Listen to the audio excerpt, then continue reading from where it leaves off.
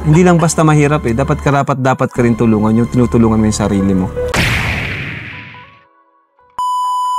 Krista, the Chinita singer, is now officially member of K-Angels Batch 3. Congrats, Krista, you deserve na mapabilang sa K-Angels ni Kuya Rab. Sabay-sabay po nating panoorin mga kalingap ang naging reaction ni Krista nang sabihin mismo ni Kuya Rab sa kanya na she is one of the Kalingap Angels. Nag-alay nga si Krista dito ng napakagandang awitin para sa lahat na nagtitiwala at sumusuporta sa kanya, sa mga viewers at especially na ang Team Kalingap. Bago po ang lahat mga kalingap ay wag po nating kalimutang suportahan palagi ang ama at founder ng Kalingap, Kuya Val Santos Matubang, at syempre din po Ate Edna Vlogs, Idol Kalingap Rab, at Ma'am Jackie Tapia Matubang, pati na rin po sa lahat ng charity vloggers, Kalingap Reactors, especially na po ang Karepa. Patuloy po nating suportahan mga kalingap ang programa ng Team Kalingap sa walang sawang pagtulong nila sa ating mga kababayan. Kuya Rab, may good news nga kay Krista na ito nga ang magiging isang K-Angels na siya, na it's officially part na si Krista sa Batch 3. Andyan nga sina Queen, Kyla at iba pa. At ito nga ang naging reaction ni Krista nang marinig niya ito mula mismo kay Kuya Rab. Ito po. So, dun sa kanina sa nabanggit mo Kalingap Angels, ang totoo niyan, di ba sinabi ko rin sa'yo na magiging part ka na ng Kalingap Angels Batch 3. Okay sa'yo ba? Okay ba sa'yo yun? Okay na. So kasama mo si na Queen, no? Kilala mo si Queen? Napapanood mo na? Napanood ko po. Decide mo rin naman. Unang po yung kalagayan mo. Pangalawa, attitude mo, yung pagiging masipag mo. Yun na kasing tinitingnan sa para maging Kalingap Angels yung karapat-dapat ka. Hindi lang basta mahirap eh. Dapat karapat-dapat ka rin tulungan. Yung tinutulungan mo yung sarili mo. Opo. At yun yung nakita namin sa hindi lang ako, pati mga viewers. Kasi tanda ko parang tinanong ko ang viewers nun eh. Kung pwede kang Kalingap Angels, ang alam ko eh. Opo. So ang dami naman nagsabi dun na karapat-dapat ka daw. Deserve po talaga ni Krista na napabilang siya sa K-Angels Batch 3. Nagustuhan nga ni Kuya Rab ang attitude ni Krista na napakamasipag ito, na may pangarap po talaga ito na gustong maabot. Na hindi nga lang daw basta mahirap, sabi ni Kuya Rab, sila tumitingin kumbaga sa karapat-dapat po talaga na tutulungan. Nakita nga ni Kuya Rab ito kay Krista at maging ang mga viewers, kaya nag-decide si Kuya Rab na isama si Krista as one of the Kalingap Angels. Congrats Krista, you deserve it. Stay who you are kung sino ka nakilala ng mga viewers. Nagpapasalamat nga si Krista sa lahat ng nagtitiwala sa kanya, sa mga viewers, at syempre sa Team Kalingap, kay Kuya Rab ito po. Nagpapasalamat po ko sa mga viewers po na nagsabi na yung about po dun sa Kalingap Angels nga po na pwede akong isali, nakarapat-dapat po ako. Nagpapasalamat po ako kasi nakikita nyo po yung ano ko po, yung parang pagsisikap, yung pagiging pagsisikap qualification, ko po. Yes, ganun. Na nakikita nila yun na talagang karapat-dapat po. At salamat din po sa inyo kasi syempre po, hindi man po malalaman ng mga viewers yun kung di dahil po sa inyo. Kalingap Tata, kaya Teligaya po. Mas lumawak yung exposure, di ba? Opo. Nagpapasalamat nga si Krista sa mga viewers dahil napasama siya as one of the Kalingap Angels. Sa mga viewers din po kasi, nagbe-base si Kuya Rab kung sang-ayon ang mga viewers. At nakita nga ni Kuya Rab na karapat-dapat si Krista, kaya di na po nagdadalawang isip si Kuya Rab na sabihin kay Krista na she is one of the Kalingap Angels.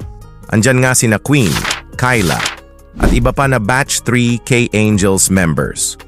Nung ma-vlog nga si Krista ni Kuya Rab a month ago, first vlog ni Kuya Rab kay Krista ay nung pagpasok nga daw ni Krista sa school ay marami nga daw na schoolmate niya ang nakapanood sa vlog.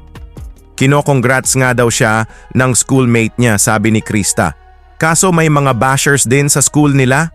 Ito po mga kalingap, panoorin nyo po. Tsaka po, nung pagpasok ko po ng kinaumagahan po, maraming nakakita yung mga nasa school po, yung mga friends din po ni Ate Dara po. Wow. Nakita nila po. Tapos, hi Dara, namiss ko na si Dara. Tapos sabi nila na, uy, binablog ka na pala ni Kalingap Rab, congrats. Nakakatawa po na napapanood nila. Tapos may mga tao naman po na parang sa tingin, basher po gano'n. Kasi po, meron po talaga nun sa school. Meron?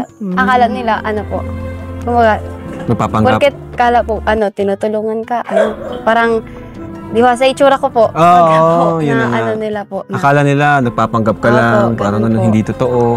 Opo, kaya, binabaliwala ko na lang po kasi sabi ko,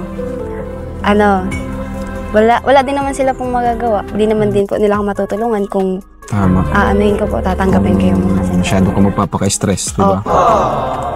Ang dami nga ang masaya para kay Krista na mga kaklase niya, kaibigan niya, schoolmate dahil na-vlog siya ni Kuya Rab. Through Kuya Rab ay ang pangarap ni Krista na gustong maabot someday ay matutupad na ito. Sa kanyang pag-aaral ay susuportahan nga siya ni Kuya Rab hanggang makatapos. Ganyan po talaga tumulong ang Team Kalingap. Basta stay humble lang palagi, huwag magbago at ipakita na deserve mo ang matulungan. May bashers nga daw si Krista sa school niya. Pero di nga ito pinapansin ni Krista kasi alam niya sa sarili niya ang totoo. Tama yan Krista, hayaan mo lang ang mga bashers. Sabi nga ni Kuya Rab stress ka lang pag pinapansin mo sila. Ang mahalaga andyan na si Kuya Rab natutulong sa pag-aaral mo para sa pangarap mo. Isang buwan na nga ang nakalipas nung first vlog ni Kuya Rab kay Krista. Kaya tinanong nga ni Kuya Rab si Krista kung ano ang mga nangyari nung wala sila Kuya Rab, mga pagsubok na napagdaanan, at ito nga ang sagot ni K-Angel Krista, ito po. So lately, ano yung mga pagsubok na nagdaan sa'yo? Ngayong itong mga wala kami, ano yung mga nangyari? Ay, yung hirap po sa financial din. Financial. Opo. Pero nung nag-vlog po tayo, may mga nabayaran po ako na sa school po, yung sa PTA, tapos yung mga bayarin po sa kuryente, nabayaran po. Kaso nung mga nakaraan lang po, medyo naubos na. Naubos na din po. Anong grade mo na nga? Grade 9 po. Grade 9. So matagal rin kasi yung huling namin, no? Yung vlog sa'yo. Opo. Siguro isang buwan, dalawa. Lumot na ako, mga isang buwan siguro. Pagpatuloy mo lang yung ginagawa mo, marami kang pinahanga, lalo na sa pagkanta. No? Kaya sigurado may sample na naman dito. Meron po. Wow! Laking tulong po talaga kay Krista ang binibigay ni Kuya Rab. Nabayaran nga ni Krista ang bayarin sa school at maging sa kuryente nila. Sa mga nakaraang araw nga ay hirap nga sila, pero pilit nga nila itong ginagawan ng paraan. Pagsisikap, pagsa-sideline ni Krista sa pag-aalaga ng baboy, deserve po talaga ni Krista ang matulungan ni Kuya Rab. Napakamasipag. Kaya ang sabi nga ni Kuya Rab sa kanya ay ipagpatuloy lang ni Krista ang ginagawa nito. Lalo na nga daw sa talent nito sa pagkanta, na alam naman po natin na sumasali nga si Krista ng singing contest para kumita. Lahat ng ito ginagawa ni Krista para makatulong sa family niya at para sa pangarap niya. Ito po mga kalingap, panoorin po natin at pakinggan ang napakagandang boses ni Krista, ito po. What might have been? Looking back, how did I exceed?